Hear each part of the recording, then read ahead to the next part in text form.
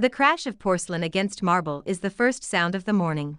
Mia Parker freezes in the doorway of the Walker family dining room, a tray still balanced in her hands. Her homemade tiramisu lies shattered on the floor, cream and espresso-soaked layers smeared across the polished tiles like a crime scene. Across the table, Martha Walker stands with one hand on the back of a chair, shoulders straight, chin lifted. She is still in her silk robe, hair perfectly set, every line of her face sharp with disapproval. "What on earth is this, Mia?" Martha snaps. "This is disgusting. It is sickly sweet. It looks like something you feed to people at a street fair." Mia stares at the ruin on the floor. She had woken at 3 in the morning to soak the lady fingers in espresso and rum, to whip the mascarpone until it turned into silk.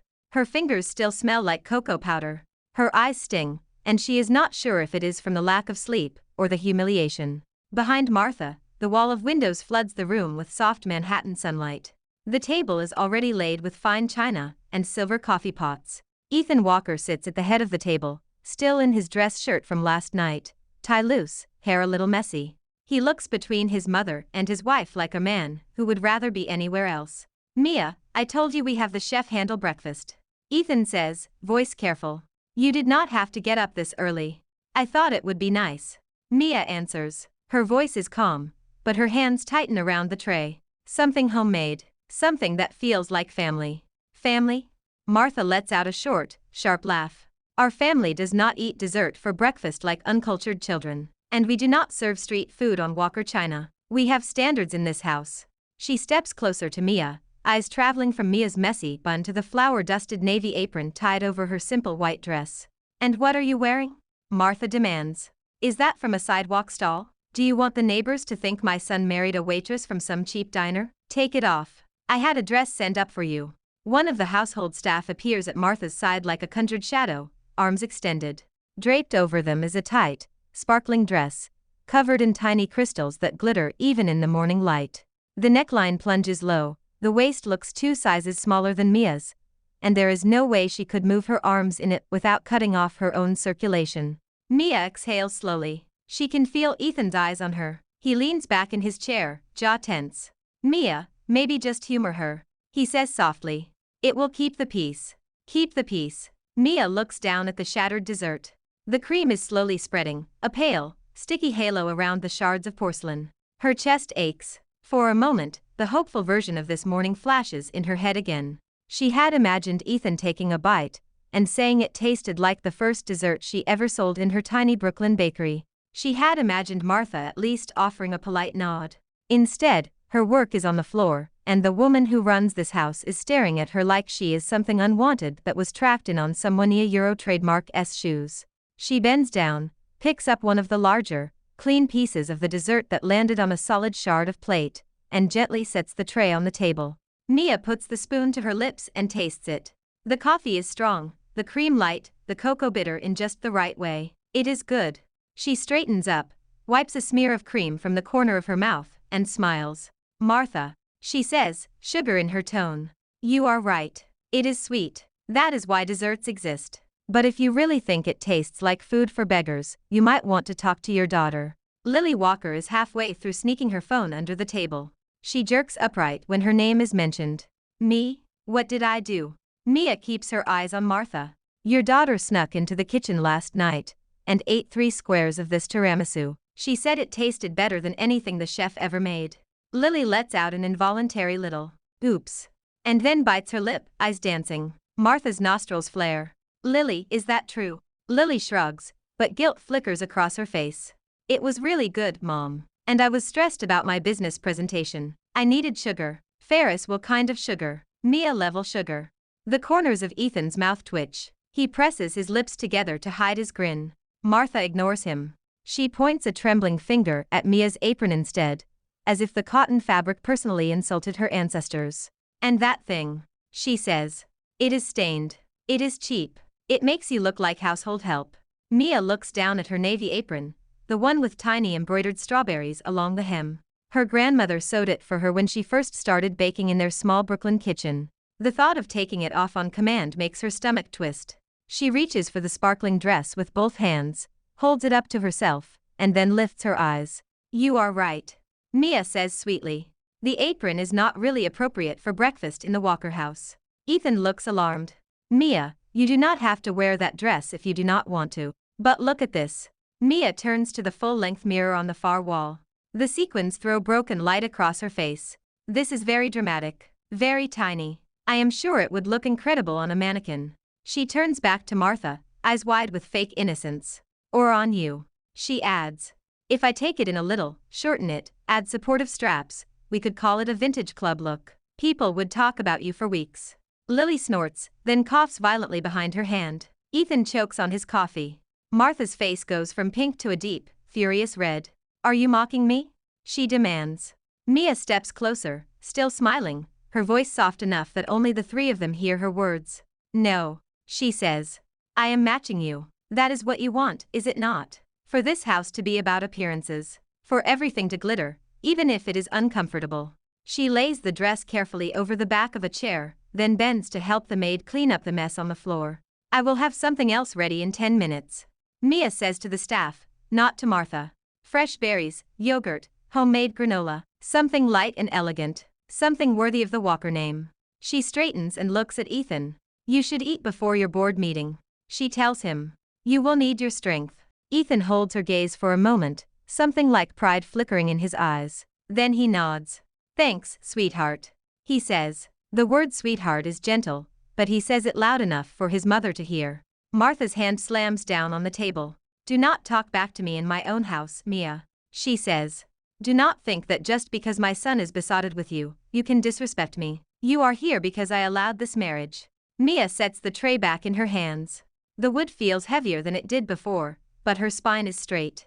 Of course, she replies. And I am here to stay because your son chose me. You can throw my desserts on the floor all you want, Martha. I can make more. Her smile turns sharp. But if you keep wasting perfectly good mascarpone, even the chef is going to turn on you.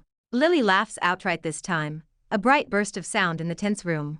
Ethan fails to hide his grin. Martha stares at Mia as if she has never seen her before. As Mia walks back toward the kitchen, the tray steady in her hands, she feels the shift in the air. This is not just breakfast. This is a declaration of war. By Saturday afternoon, the Walker townhouse feels like a stage. Crystal chandeliers glow above the dining room. Fresh flowers spill from silver vases. Staff move in and out with silent efficiency, carrying bottles of wine and trays of hors d'oeuvres. The long table is set with enough cutlery to scare a normal person. Mia walks in carrying a dessert display that looks like a work of art. A tower of pastel macarons forms the center, surrounded by rows of gleaming fruit tarts and tiny swan-shaped cream puffs. She double-checks the placement, making sure nothing will slide when someone bumps the table. Remember, Ethan murmurs at her shoulder. You do not have to impress anyone. You are already the most impressive person in this room. She shoots him a sideways look. Flatter me after I survive your family. He squeezes her hand and then steps away as voices float in from the foyer. Guests are arriving. The Walker family, plus a rotating cast of rich relatives, who treat these gatherings like high-level networking events with free champagne. Martha sweeps into the room first, in a dark green dress with pearls at her throat, her expression carefully composed. She might as well be walking onto a red carpet. Behind her trail 2 aunts, an uncle, and a tall cousin who already looks bored. Everyone, Martha announces, voice bright but edged. This is Mia, my son Ethan's wife. She is a pastry chef. She insisted on handling dessert tonight. There is a pause, just long enough to feel intentional. One aunt lifts her eyebrows. The bored cousin looks Mia up and down, as if measuring her against some invisible chart of acceptability. Aunt Carol, who always speaks like her words should be engraved somewhere, smiles thinly. How modern, she says. A working daughter-in-law. That must be exhausting for you, Martha. It is certainly different, Martha replies. She spends her days baking little cakes instead of learning the family business. Mia feels the sting of that, but she keeps her smile in place. I also balance the books for my old bakery in Brooklyn, she says lightly. So I read a few financial reports while cupcakes are in the oven. Lily appears like a mischievous fairy, looped through Mia's arm before Martha can reply. She does more math than Ethan, she declares. You should see her budget spreadsheets. The tall bored cousin actually laughs. Ethan lifts his glass in a tiny salute from across the room. Martha's eyes narrow. Speaking of taste, she says, pivoting perfectly. Mia, Why do you not tell everyone about your Euro specialty? Mia hears the trap in that pause. Here it comes. I make desserts. Mia replies. Cakes, tarts, pies, things that make people happy. Martha waves a dismissive hand. And that is all very charming. But do you even know how to pair a dessert with a proper wine? Can you tell a decent Bordeaux from some cheap supermarket bottle? She lets out a light laugh that does not reach her eyes. Our family has hosted charity galas with 5-course menus since before you were born, Mia. We are used to a certain level of sophistication. Conversation at the table quiets. Mia can feel everyone watching, waiting for her to stumble. She sets down the dessert platter and picks up one of the wine glasses. She swirls it gently, watching the legs slide down the glass. The liquid is a deep ruby color. This is a left bank Bordeaux, she says, voice cool. The tannins are firm but not aggressive. It is structured and dry. It is a great match for the steak you are serving, or a strong cheese plate. She nods toward the tray of swan puffs. For these, I would actually choose something softer. A late harvest Riesling, or a Sauternes. Something with honey notes to match the cream. Uncle Daniel, who spends half his life discussing wine on the golf course, blinks. Well, I will be, he says. She is right. Did you teach her that, Martha? Martha's smile is tight. Of course not. She must have read it on the internet. Mia lets the comment roll off her back. I used to host dessert and wine nights in my shop, she says. People lined up outside for hours. If I did not understand pairing, I would have gone out of business. She gestures to the dessert tower. I brought something for everyone. Lower sugar fruit tarts for those watching their blood sugar. Dark chocolate truffles infused with espresso for the caffeine addicts. Gluten-free lemon bars, because Lily said she has friends who cannot eat wheat. Lily gasps with delight. You remembered. Aunt Carol cannot resist. She reaches for a fruit tart with movements that are almost reverent. She takes a bite, her expression turning from skeptical to stunned. This crust, she whispers. How is it so crisp and light at the same time? Mia smiles. Cold butter and patience. Within minutes, plates are being passed, compliments are flying, and even the bored cousin is leaning forward to ask about flavor combinations. The room fills with the sound of content chewing and soft appreciation. Martha stands apart from it all, clutching her wine glass. Mia can feel the older woman trying to regain control of the narrative. My. Martha says at last, voice lilting. You have quite the touch with sugar, Mia. But marriage is not a bakery. You have to know how to run a household, not just decorate cakes. Mia has been waiting for that line since she walked into the room. Actually, she replies. Running a bakery taught me exactly how to run a household. You have to budget. You have to manage staff. You have to deal with difficult customers without throwing cake at them, even when they deserve it. There are a few muffled laughs. Even Uncle Daniel smiles into his glass. And you have to balance everyone's tastes. Mia continues. Sweet, sour, bitter. People who like drama. People who prefer quiet. You cannot please everyone, but you can make sure no one walks away hungry. Her eyes meet Martha's and hold. In this family, Mia says softly. I am still learning the recipe, but I know one thing. I am not leaving the kitchen just because the head hostess does not like the menu. The statement hangs in the air, deceptively light and yet undeniably firm. Ethan sets his glass down and speaks for the first time in several minutes. I like this menu, he says. And I like the chef. He crosses the room and stands beside Mia, his hand settling at the small of her back.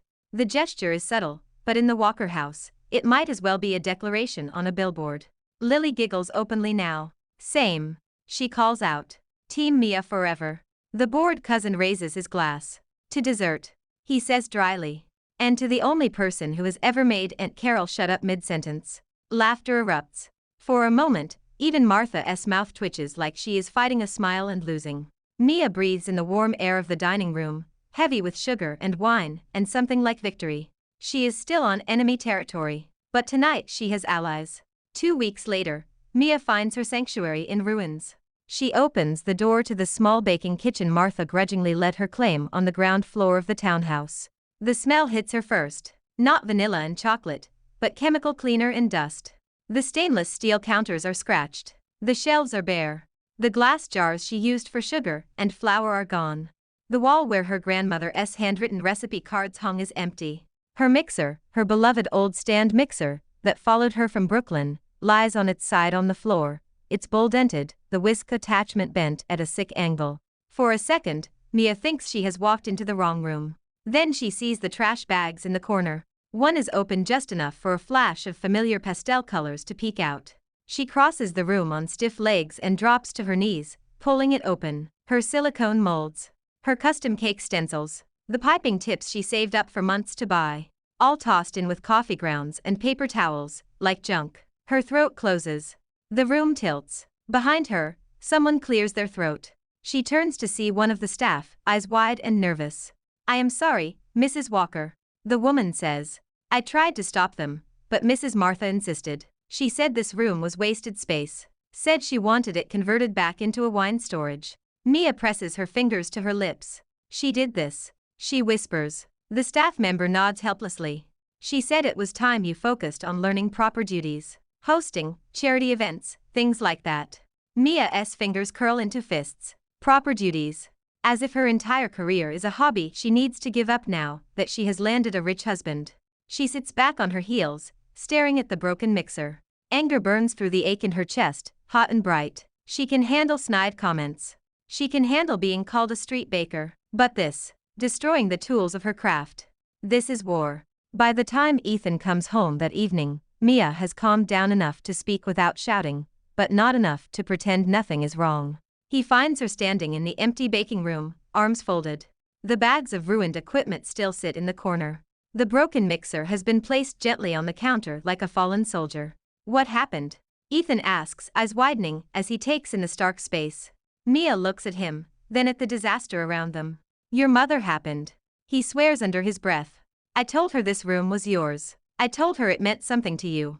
She decided I was wasting time." Mia says, the words flat. "She said I should stop playing with sugar and start acting like a proper Walker wife." Ethan's jaw tightens. He runs a hand through his hair, pacing once, twice, like a caged animal. "I will talk to her," he says. "I am done letting her bulldoze you." Mia steps into his path, placing a hand on his chest. "No." He blinks. "No." She meets his eyes. "If you go upstairs and scream at her, she will cry and say you are choosing me over your own mother. She will make you feel guilty. Then you will apologize, and she will win. We have seen that movie already." He winces because she is right. "Then what do we do?" he asks. Mia looks around the bare room again. Her anger shifts, not fading, but sharpening. She pictures the Walker Tower, the sleek glass building that houses the family corporation. The lobby always smells like expensive coffee and cold ambition. She thinks she destroyed my kitchen. Mia says slowly. "Maybe she just set me free." Ethan tilts his head. "Explain." Mia smiles, a slow, dangerous curve of her lips that reminds Ethan very much of Martha's on a good day, and that scares him a little. "You own a skyscraper," Mia says, "with hundreds of employees who eat terrible vending machine snacks between meetings. And she just erased the one place in this house where I felt at home." She lifts her chin. "So I will build a new kitchen." She continues. "In your building." Ethan blinks. Then he starts to smile too. "A bakery in the lobby." "Not just a bakery," Mia corrects. "A dessert bar. A Walker-branded dessert bar. Something that makes people feel welcome when they walk in. Something that smells like sugar instead of fear." He laughs. "My executives would not know what hit them." "Your executives will be fine," Mia says. "Your mother will not. She hates the idea of me working. She will hate seeing my name associated with hers in public." Ethan's smile fades into something more thoughtful. "She will try to stop it. Not if it looks like it benefits the company." Mia is already moving now, pulling a notebook from her apron pocket, flipping to a blank page. "We call it Walker House Desserts," she says, scribbling. "We use your building as the flagship location. We brand it as corporate hospitality. We pitch it to the board as a way to impress clients and boost employee satisfaction." Ethan watches her, admiration blooming under his worry. "You have thought about this before." "Of course I have," Mia answers. "Every time your mother told me baking is not a real job, I pictured turning the Walker name into something sweet and accessible instead of cold and untouchable." She taps the notebook. "You will have numbers on your desk tomorrow. Projected revenue, startup costs, everything. If the board likes it, your mother cannot kill it without looking like she is sabotaging the company." Ethan pulls her into his arms, holding her tightly. "I married a genius," he mutters into her hair. "You married a baker from Brooklyn," she says into his chest. "Do not let your mother forget that." Upstairs, Martha sits in her sitting room, sipping tea and watching a drama on television. She has already forgotten about the messy little kitchen on the ground floor. In her mind, she has won. She has pushed Mia one step closer to the role she believes a daughter-in-law should play. She has no idea she has just handed that daughter-in-law a reason to go public. 3 months later, there is a line around the block. The glass doors of Walker Tower slide open and close constantly as people flow in and out, clutching white boxes with pale gold lettering. The air in the lobby is no longer just cooled by central air. It is warmed by the scent of butter and sugar and slow-brewed coffee. Behind the wide marble counter of Walker House Desserts, Mia moves like she was born there. Her hair is pinned back in a bandana that matches the soft blue of the shop's logo. Her apron is clean, her smile bright, her hands steady as she pipes whipped cream onto a slice of chocolate cake. Next, she calls, and the line inches forward. Office workers in suits tap impatiently at their phones until they take the first bite of cake and visibly relax. Tourists who wandered in by accident leave with photos and 3 extra cookies. The security guard who used to stare at the wall all day now happily taste tests every new menu item. Is it always like this? A journalist asks, holding up a recorder. The response has been incredible. Mia laughs. Weekdays are busy, she says. Friday afternoons are wild. People need sugar to survive meetings. The journalist glances over her shoulder, eyes wide as they take in the packed space. And it all started because you wanted a place to bake. It started because I did not want to give up who I am just because I got married. Mia answers. And because my husband believed other people would enjoy my desserts as much as I do. On the mezzanine above, Ethan leans on the railing, watching the scene with a mix of pride and disbelief. He feels like he is standing in the middle of a case study his professors would have worshipped in business school. What do you think? His head of marketing asks, stepping up beside him. The social media buzz is insane. The Walker brand has never looked this human. Ethan smiles. I think my wife just built the most effective public relations campaign we have ever had. And she did it with whipped cream. In the corner, someone squeals. Lily is behind the counter now, wearing her own apron, moving with surprising efficiency as she boxes up pastries. Who knew you could work? Ethan teases later when he catches her on her break. She flicks a crumb at him. Who knew you could marry someone useful? She shoots back. No offense. None taken. He says. I am only the one who signed the lease. What lease? The icy voice cuts through the warm air like a draft. Ethan stiffens, turning to see his mother just inside the glass doors. Martha Walker stands there in a tailored coat, sunglasses pushed up into her hair, lips pressed into a narrow line. She looks very much like a queen who has just discovered someone built a carnival in her courtyard. Mom. Ethan says carefully. Welcome to Walker House Desserts. Martha looks around, eyes taking in the crowd, the display cases, the logo on the wall. For a heartbeat, something like awe flickers in her expression. It disappears under a layer of cool disdain. It smells like a candy shop, she says. In our building. Lily rushes out from behind the counter, hands still dusted with flour. It smells like money, she says. Have you seen the sales numbers? Mia sold out 3 times last week. Martha ignores her daughter. Her gaze settles on Mia, who has moved to the front of the counter, wiping her hands on her apron. Mia, she says. A word. The crowd senses the shift in atmosphere. Conversations go quiet. A couple in line whisper to each other. Mia steps out from behind the counter and leads Martha to a small table by the window. She folds her hands on the table and waits. You went behind my back, Martha says without preamble. You used the family name for this little project. Mia raises an eyebrow. I presented the idea to the board, she answers. The Walker House Desserts plan was approved unanimously. They even thanked me for finding a way to bring more traffic to the building. I chair that board, Martha snaps. And yet you missed the meeting. Mia says mildly. You were at a spa weekend in the Hamptons, remember? Lily bites her lip hard to keep from laughing. Ethan stands near enough to intervene if things explode, but far enough to give Mia space. You are making a mockery of us, Martha hisses. The Walkers are not some family diner that sells cupcakes. We are a serious financial institution. A customer passing by pauses with a brownie halfway to his mouth. These are more addictive than any stock you sell upstairs. He mutters, then flushes when he realizes he spoke aloud. Mia hides a smile. You are right, she tells Martha calmly. You are serious. You are powerful. You are also always being watched. Clients, partners, the press. They see how you treat your employees. They see how your building feels. She gestures around at the busy shop. Right now, what they see is people happy to be here. People taking photos of the Walker logo and posting them with hearts. That is free marketing.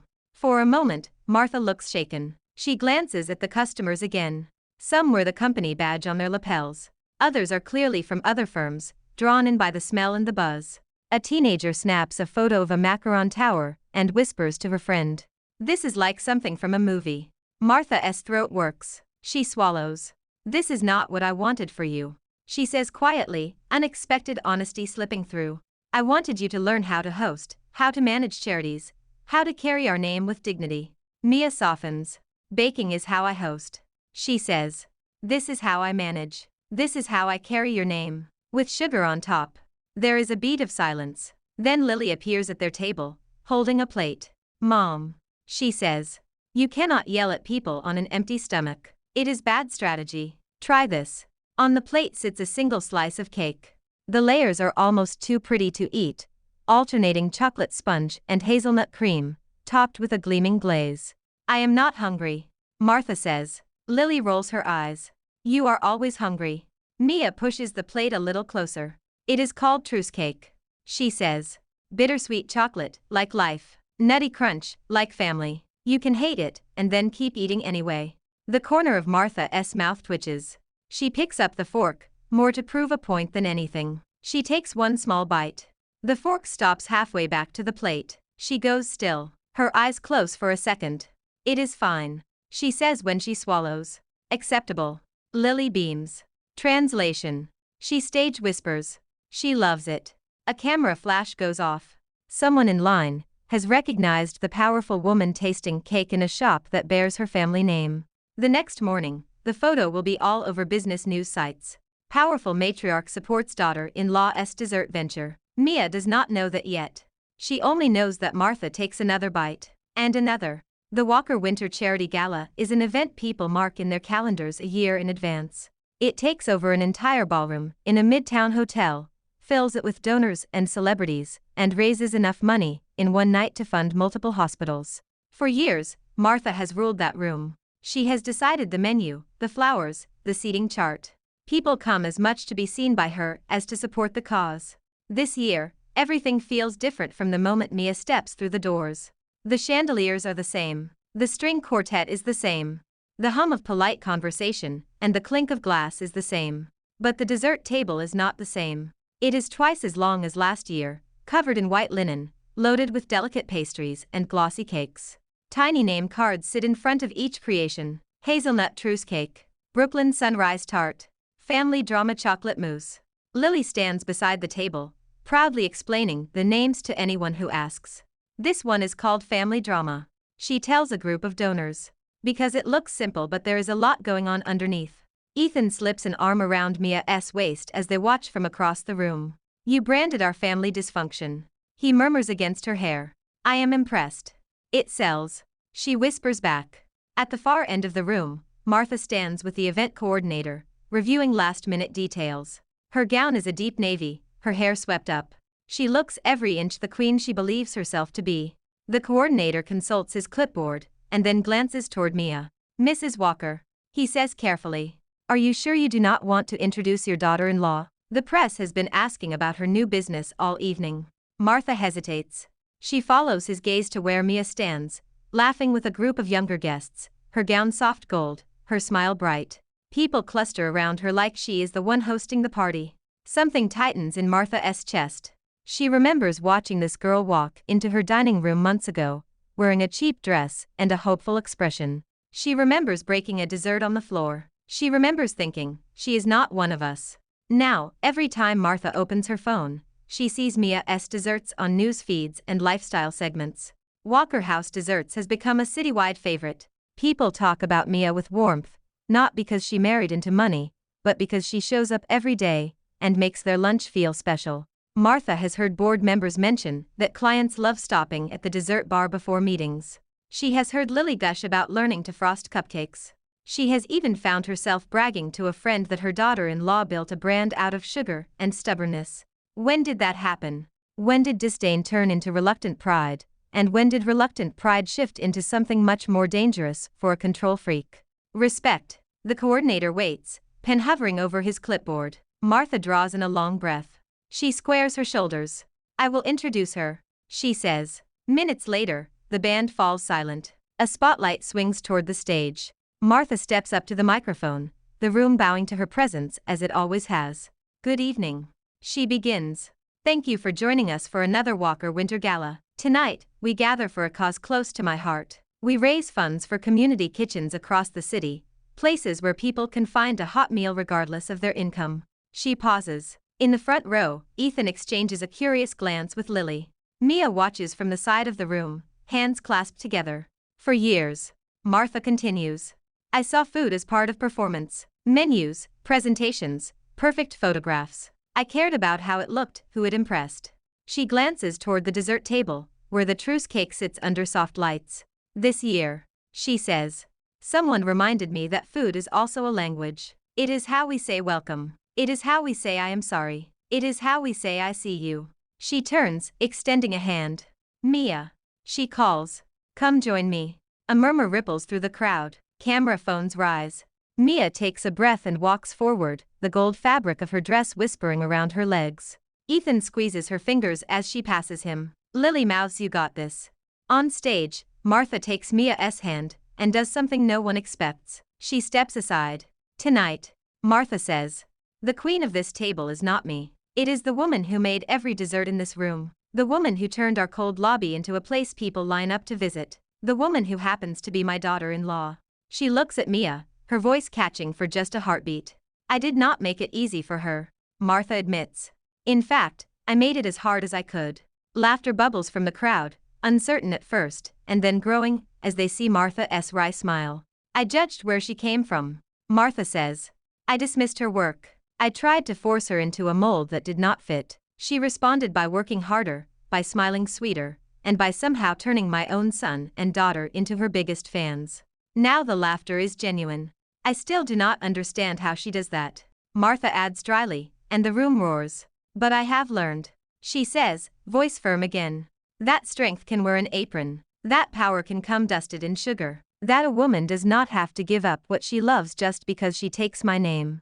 She squeezes Mia's hand. So tonight, I am not asking you to applaud me. I am asking you to welcome the true hostess of this evening. The woman who baked for days to make this gala unforgettable. My daughter-in-law, Mia Parker Walker.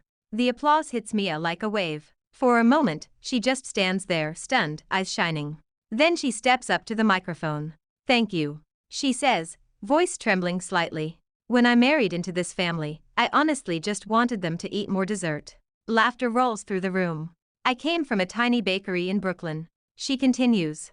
I did not grow up with galas or board meetings. I grew up with flour under my nails and customers who paid in crumpled bills. I thought I would always belong to that world. She glances at Martha, then at Ethan and Lily, at the sea of faces turned toward her. But families are not just made of who shares your last name, Mia says. They are made of who shares your table. They are made of who laughs with you, who fights with you, and sometimes, who throws your tiramisu on the floor, and makes you bake it again, but better. The crowd howls with laughter. Martha shakes her head, smiling in spite of herself. This year, every dessert you eat tonight is tied to a donation, Mia says. For each plate that goes empty, a community kitchen somewhere in this city will feed someone who cannot walk into a ballroom like this. Her voice steadies. My dream was never just to make pretty cakes, she says. My dream was to make people feel like they belong somewhere. Tonight, if you walk away with a full stomach and a warm heart, that means we have done our job. She steps back. The applause rises again, louder, longer. Somewhere in the back, a reporter whispers to another. This will be the headline, you know. The sweet revolution of the Walker matriarch. Mia looks at Martha. For the first time, there is no battle line between them. There is only shared ground, covered in crumbs. 1 year later, the Walker townhouse feels different. The heavy curtains are gone from the dining room windows, replaced with lighter ones that let in more of the city light. The long, severe dining table now sports a permanent centerpiece of fresh flowers that Lily insists on arranging herself. There is a new shelf in the corner filled with cookbooks, some worn around the edges, others still crisp. The biggest change of all stands just off the main kitchen.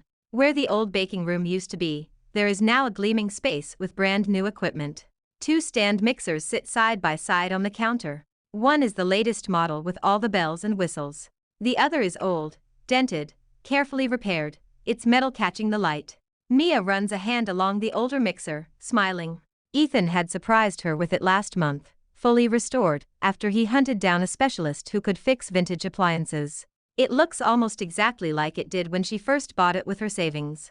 Now, on a quiet Sunday afternoon, Mia moves between the mixers, humming under her breath as she pours batter into pans. Flour dusts her forearms. There is a soft smudge on her cheek. Wife. Ethan calls from the doorway. You realize you own an empire now, right? You do not have to personally bake every cake anyone wants to eat. She turns, brandishing a spatula at him. Blasphemy. I will hand this empire to our children one day, and they will know their mother could still make a perfect sponge. He walks in, careful not to step in the stray puddles of batter Lily left earlier, and slides his arms around Mia from behind. You are perfect, he murmurs, kissing her flowery temple. And you still smell like vanilla. That is because your mother was here an hour ago, Mia says. She came up with 3 new flavor ideas. I am testing them to get her off my back. As if summoned, Martha's voice floats down the hall. If you overmix that batter, I am going to pretend I do not know you. Mia and Ethan look at each other and laugh. Martha appears in the doorway, apron tied neatly over her blouse. Yes, she owns an apron now. It has her name embroidered on it in gold thread. Lily gave it to her for Mother's Day. I have notes, Martha announces, stepping into the room, like a consultant arriving at a client's office. The pistachio in the new tart is a little too strong, and the packaging for the holiday gift boxes needs more contrast. Mia hands her a spoon with a blob of frosting on it. Taste before you terrorize. Martha takes the spoon, tastes, and closes her eyes like she is thinking very serious thoughts about very important matters. That is better, she says finally. Lighter, airier, you are learning. Mia mock bows.